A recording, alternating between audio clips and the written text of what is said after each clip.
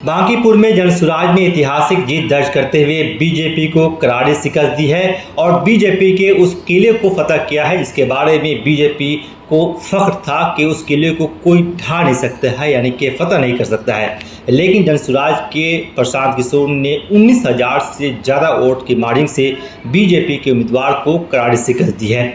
ऐसे में क्या उसका असर पड़ेगा बिहार विधानसभा चुनाव में आने वाले वक्त में, और जनसुराज को कितना असर पड़ेगा? ऐसे में मेरे साथ है रीगा विधानसभा के पूर्व प्रत्याशी और बैरगनिया के मशहूर शिशु विशेषज्ञ डॉक्टर प्रदीप जायसवाल मौजूद हैं। सबसे पहले आपका शुक्रिया सर, आपका धन्यवाद कि आपने अपना वक्त दिया। सर, प्रशांत किशोर की जीत हुई है, ऐतिहासिक जीत हुई है। बीजेपी का किला रहा है बांकीपुर, उसको प्रशांत किशोर ने ढा दिया है, इसको कैसे देखते हैं आप? सबसे पहले जनसुराज के संस्थापक प्रशांत किशोर जी को ढेर सारी बधाई इस जीत पर। देखिए, लोकतंत्र में जो है जनता ही सबसे सर्वोपरि है और जनता का जो निर्णय होता है वो जो है देश हित में, बिहार हित में ही है। प्रशांत किशोर जी पढ़े लिखे व्यक्ति हैं, एजुकेटेड व्यक्ति हैं और अच्छे व्यक्ति हैं। वैसे व्यक्ति को चुनाव जीतना चाहिए और जनता ने जो निर्णय दी है बहुत ही अच्छा निर्णय दी है और हमको लगता है कि आने वाले समय में जो वादा उन्होंने किया है बांकीपुर की जनता से उसको निश्चित रूप से पूरा करेंगे। सर, भी कुछ महीने पहले चुनाव हुआ था विधानसभा का, जिसमें बीच जनसुराज को एक भी सीट नहीं मिली थी, लेकिन अब उपचुनाव में एक बड़ी सीट मिली उनको। इसको मतलब क्या बदलाव दिख रहा है आपको सर? आप भी चुनाव लड़ चुके हैं सर फील्ड में जाकर। जी हाँ, निश्चित रूप से जनता जो है, पहले पक्ष और विपक्ष बिहार में दो थी, एक एनडीए गठबंधन और एक महागठबंधन। अब जो है जनता को जो है तीसरा विकल्प मिल गया है, जनसुराज। और पक्ष और विपक्ष अगर बेहतर ढंग से काम नहीं करेगी तो जनता निश्चित रूप से आने वाले समय में हमको लगता है कि जनसुराज की तरफ भी मूव करेगी।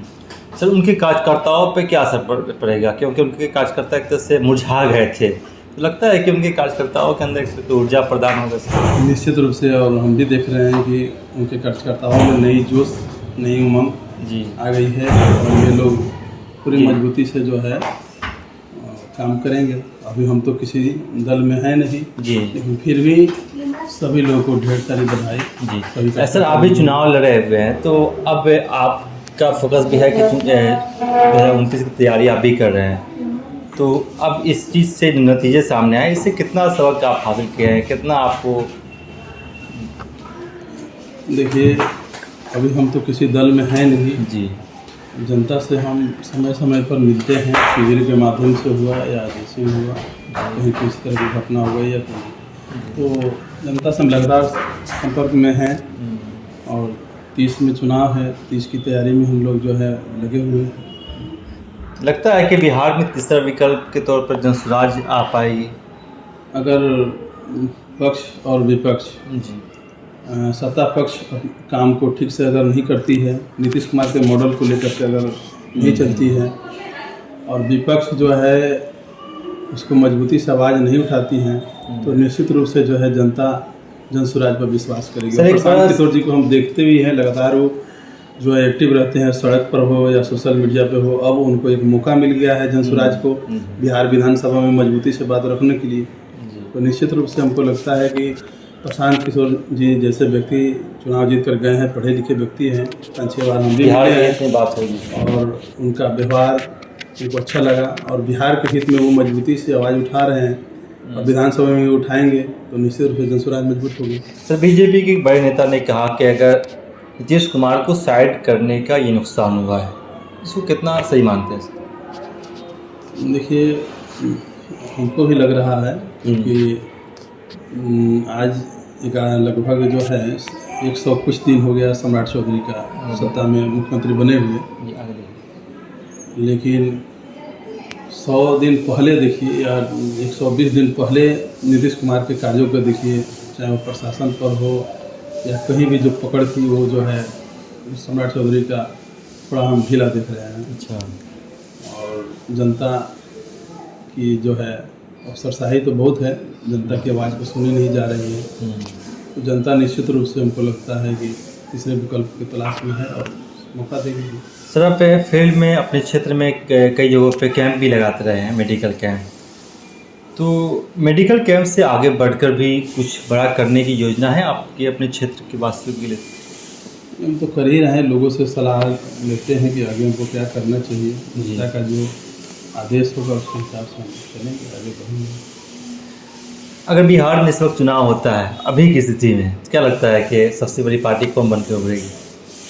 देखिए, इसमें बोल नहीं सकते हैं क्योंकि जनता सब कुछ है, जनता का जो निर्णय होगा। क्योंकि अभी जो है बिहार में उस हिसाब से अभी कोई भी पार्टी मजबूत नहीं है फिलहाल, इधर अभी तो भाजपा ही है। लेकिन अगर भाजपा नीतीश कुमार के मॉडल के अनुसार अगर चलेगी, सम्राट चौधरी जी चलेंगे तो भाजपा को फायदा होगा। तो ये थे डॉक्टर प्रदीप जायसवाल, जो रीगा विधानसभा के पूर्व प्रत्याशी भी रहे हैं और बरगिनिया में डॉक्टर हैं, मतलब है कि एक शिशु विशेषज्ञ डॉक्टर है। इनका साफ तौर पे मानना है कि इसके जो नतीजे सामने आए उपचुनाव के, तो इसका असर बिहार की जनता पर, क्योंकि आजकल सोशल मीडिया है सर, इसका असर सीधे सीधे लोगों तक पहुंच रहा है।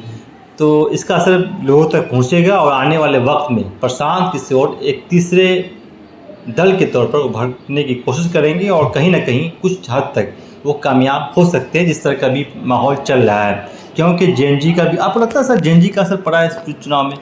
हाँ, इसमें पड़ा है काफी जेएनजी का असर, और जेएनजी का ही असर अच्छा पड़ा है, जिसके कारण ही जो है चुनाव प्रशांत जी जीते हैं। क्योंकि अगर यही असर जेएनजी का लगातार अगर बिहार में रहा जी, तो आने वाले समय में जनसुराज जो है हमको लगता है कि बिहार में अच्छे से उभरते रहेगा। क्योंकि मध्य प्रदेश की दतिया में भी बीजेपी हारी हुई है, कांग्रेस जीती है वहाँ पे, और एक जगह पे बीजेपी की जीत हुई है। तो कहीं ना कहीं इसका जेएनजी का भी असर यहाँ भी पड़ा है और इनका असर पड़ सकता है आने वाले वक्त में, अगर यही हालात रहे तो बहुत बहुत शुक्रिया सर, आपने अपना वक्त दिया सर।